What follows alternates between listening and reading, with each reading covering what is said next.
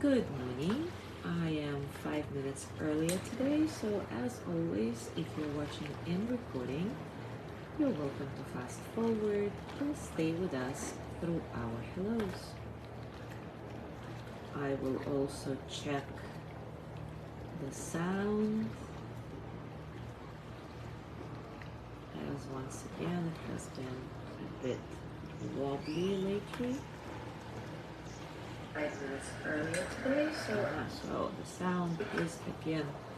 Good morning, Zazu. So again, there is a lot of background noise. I'll try to remedy it somehow. 1 second.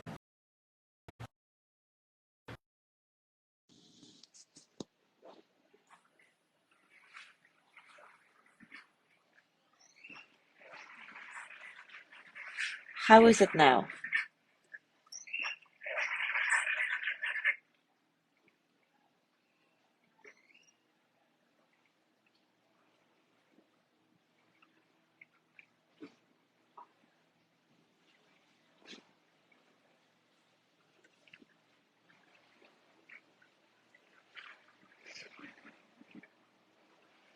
Oi.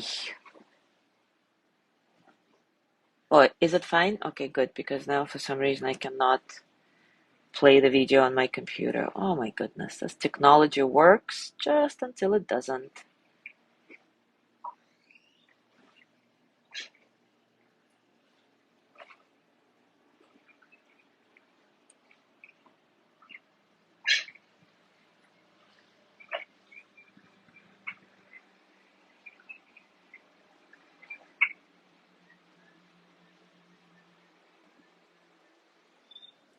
Good morning, Sandra.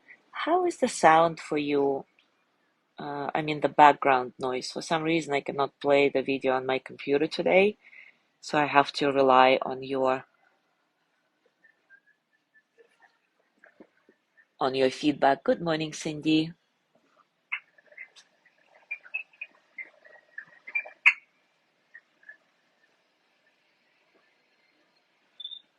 Good morning, Sandra. Okay, How is so the now sound I'm for you? playing the sound on my computer. It seems to be okay. Good.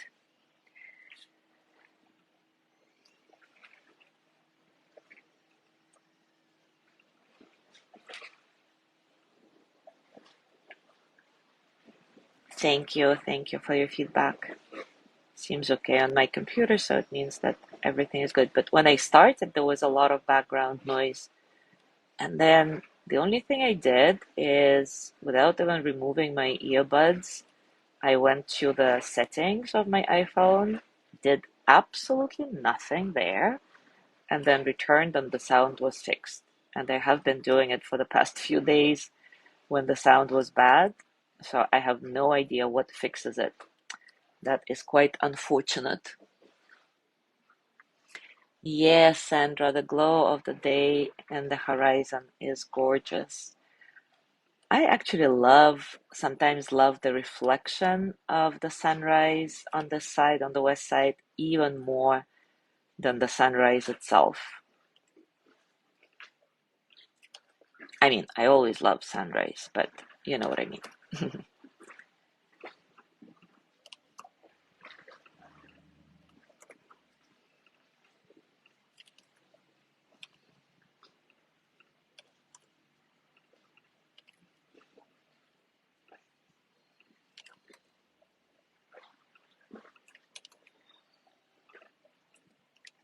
All right, it is time for us to start, and I have to make a disclaimer that today's session is probably gonna run over, be more than 15 minutes, or 10-15 minutes as we usually do, because I don't really want to cut this topic in half. You will understand why.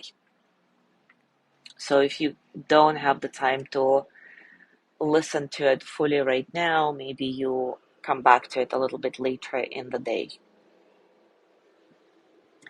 So today we continue to explore how self-compassion can become a powerful ally in our challenging relationships. As we know, all human relationships include pain from time to time. In fact, most emotional pain is created in the context of relationships and can also be alleviated in relationships. But it includes the relationship we have with ourselves. As adults, we can learn to respond to relational pain in a new way. Since we know better than anyone else what we need and when we need it, we can and should try to meet our own needs directly. When relational pain is difficult to bear, we instinctively try to block it out. We work hard to lessen it, even through meditation. As we know, sometimes we use meditation as a spiritual bypass, right? To make things go away, to feel that, oh, everything is wonderful. And another way we try to get out of the difficult relational pain is we try to change the relationship or the person who causes us pain. It is important to emphasize that in our Mindful Mornings framework, we are only learning to meet relational pain with mindfulness and self-compassion. We are not trying to use those tools to fix our relationships. The aim of our reflections is to just help you plant seeds of kindness and understanding, especially towards yourself. Paradoxically, though, relational improvement is a very likely consequence of self-compassion, but it occurs more as a side effect of practice rather than by trying to pursue that goal directly. We are more likely to open to relational pain when we realize that it's universal. You probably heard of Schopenhauer's porcupine dilemma. Basically, it's about how porcupines want to huddle together in the cold, but they hurt each other with their sharp quills and spines. And the point is that conflict and pain in relationships are absolutely inevitable. There are two broad categories of relational pain: the pain of disconnection, when we are rejected by others, experience loss, or have a sense of distance or separation, and the pain of connection, and it is the empathic distress, when we experience the difficulties of others as our own. Today we will talk about the pain of disconnection. Feeling disconnected, rejected, betrayed, lost, or alone can cause a host of difficult emotions to arise. And anger is a very common reaction because disconnection hurts and makes us feel unsafe. And anger is a natural form of self-protection. But it can also persist for years after it no longer serves any helpful function. So today we will focus on anger that arises from disconnection, just as an example of how you can respond to difficult emotions with mindfulness and self-compassion.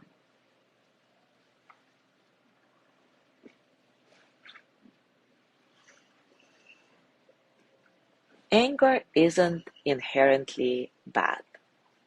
Like all our emotions, anger has its useful purpose. For example, anger gives us information that someone has overstepped our boundaries and hurt us in some way. Anger can provide us with the energy needed to protect ourselves or take action to make a change. Anger can even be wise if it reduces harm to others. Anger can, in other words, support our general well-being if we don't turn it against ourselves in harsh self-criticism. On the other hand, anger can also be quite harmful.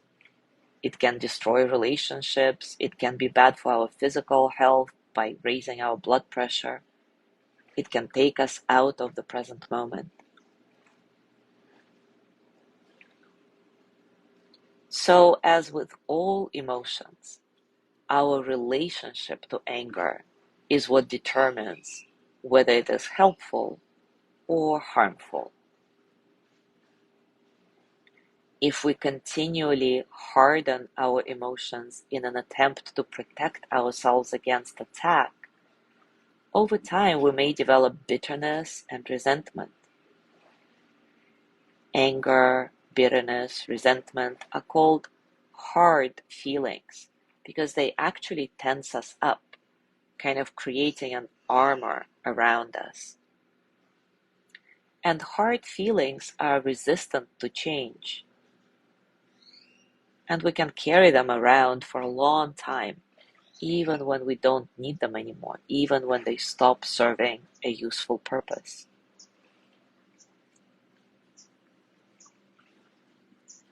But when we decide, when we decide that anger is not helpful to us any longer, that it isn't actually protecting us but has hardened into bitterness, we can explore it with curiosity and learn to respond in new ways.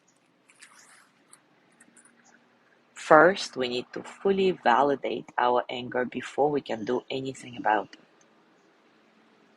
The next step is to identify soft feelings behind this hard feeling of anger. Often, anger is protecting more tender, sensitive emotions, such as feeling scared, lonely, lost.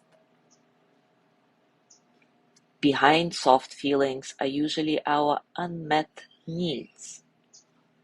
The needs to be seen, heard, validated, connected, respected, known. And of course, the most universal need is our need to be loved.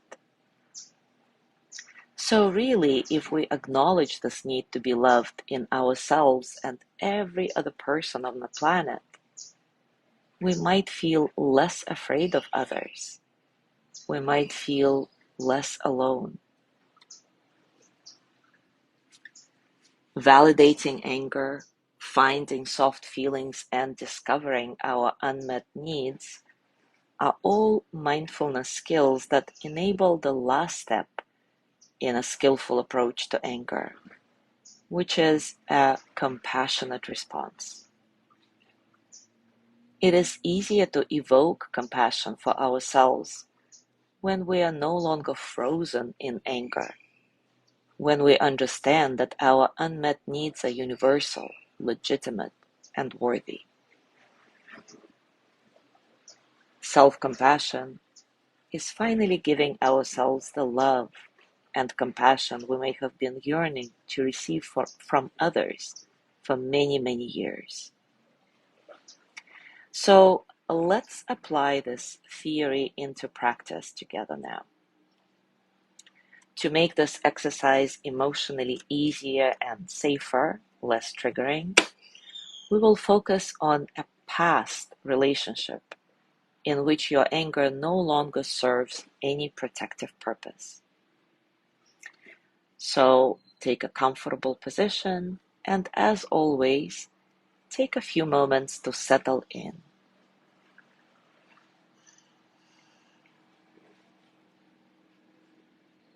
Scanning your body, notice what's going on for you today, physically, emotionally, mentally. How are you right now, really?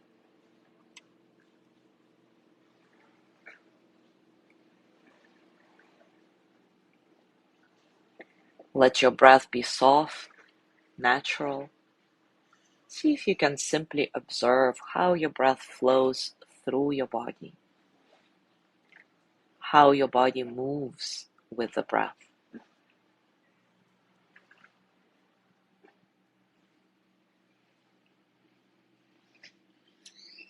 And now close your eyes and think of a past relationship that you still feel angry or bitter about, but a relationship that was mildly to moderately disturbing, not traumatizing.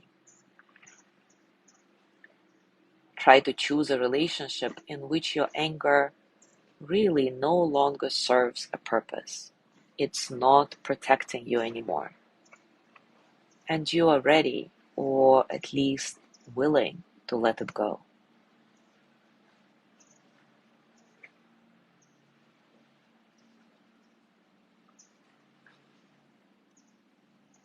Now choose a specific event in that relationship that still troubles you. You're more likely to stay alert and follow the instructions if you pick an event and a relationship that were not too easy, but also not too tough.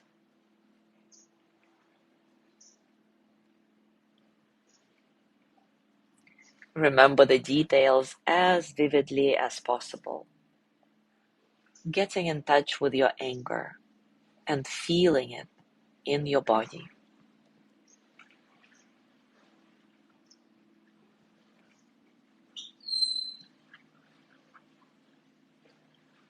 Know that it's completely natural for you to feel as you do. Let the anger flow freely as an energy in your body without trying to control or suppress it. Perhaps even saying to yourself, it's completely okay to feel angry. Or, my anger is trying to protect me. Or, I'm not alone. Lots of people would feel this way in this situation.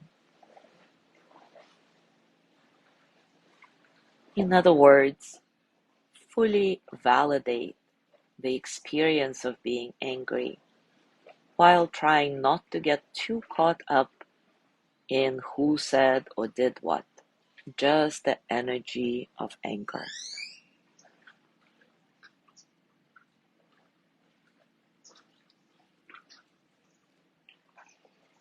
And there is no need to move on from here if validating your anger is what you need the most right now. Maybe you've suppressed your anger in the past and need to fully feel it now in this moment. If that's the case, just let the remaining instructions of this practice slip into the background and allow the anger to flow through your body as energy without judgment. If you like, you can offer yourself a supportive gesture. For example, placing a fist over your heart and covering it with the other hand symbolizes strength, the fist, and warmth, the open hand over your fist. Notice how that makes you feel if you do that.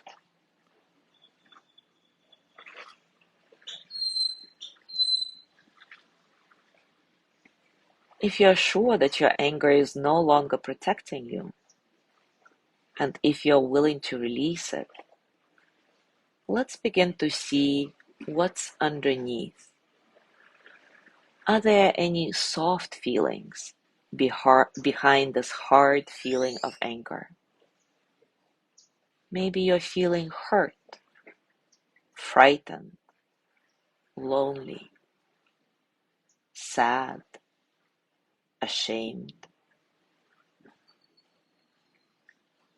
If you can identify a soft feeling, try naming it for yourself in a gentle, understanding voice, as if you were supporting a dear friend. Oh, that's sadness. Or that's fear. It's okay. And again, if this is the stage you need to stay in right now, do that. Whatever feels right to you.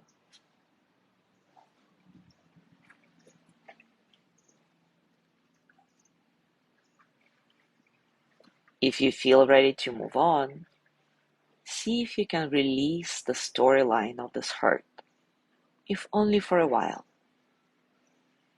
You may have thoughts about what's right and what's wrong. See if you can set those thoughts aside for a moment and ask yourself, what basic human need do I have or did I have at the time that was not met? Is it the need to be seen, heard, safe, connected, valued, special, respected, loved? Again, priming this basic human need that you are feeling in a gentle, understanding voice, as if talking to a dear friend.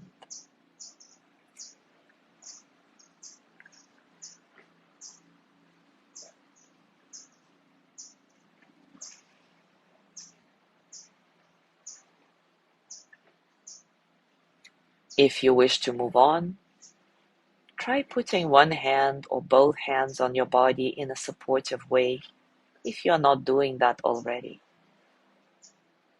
And remember, the hands that have been reaching out, longing to receive compassion from others, can become the hands that give you what you need. Even though you wish to receive kindness or understanding from another person, the person was unable to do so for whatever reason. But you have another resource, your own compassion. And you can start to meet your own needs more directly. So, what did you want to hear? Can you begin to say that to yourself?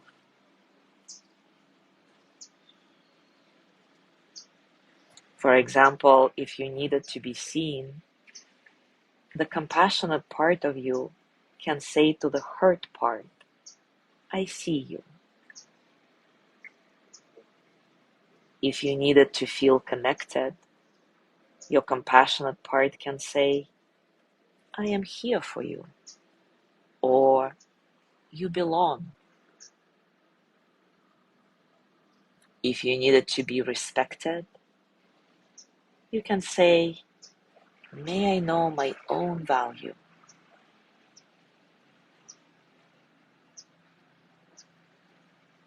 If you needed to feel love, you can say, I love you. You matter to me. I see you. In other words, you can say to yourself or this hurt part of yourself, right now, whatever you may have been longing to hear from someone else, perhaps for a long, long time.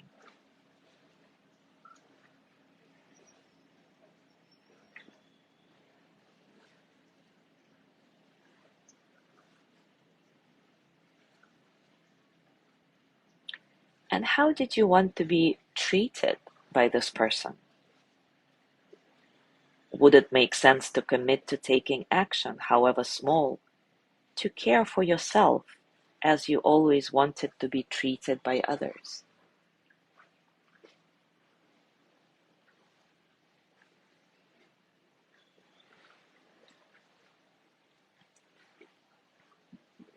And finally, if you're having trouble giving yourself compassion for your unmet needs, or if you feel confused and can't identify any unmet need, can you give compassion for that difficulty?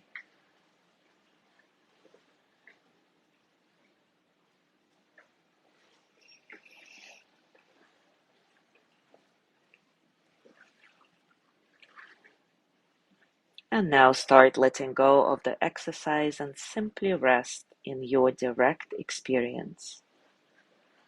letting this moment be exactly as it is, letting yourself be exactly as you are.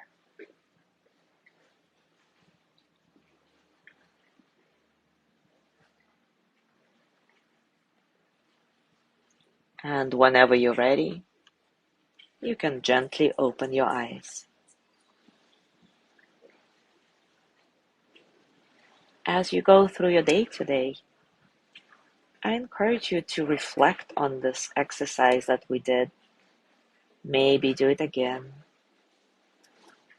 and reflect on how it felt to just validate your anger.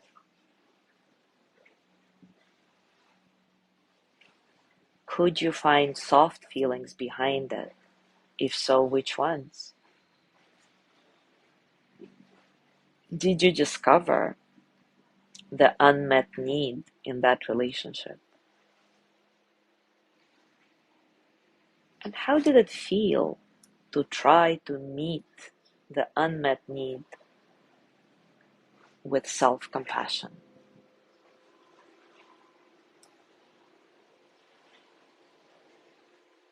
And most importantly, how do you feel after the exercise?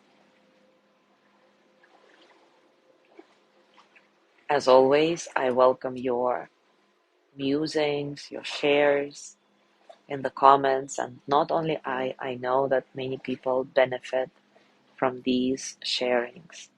So if you feel safe, if you feel inspired to do so, please share. Thank you so much for being here today. Thank you for staying a little longer than usual. Tomorrow is Amethyst Healing Group Practice, and I will see you on Thursday. Have a beautiful day.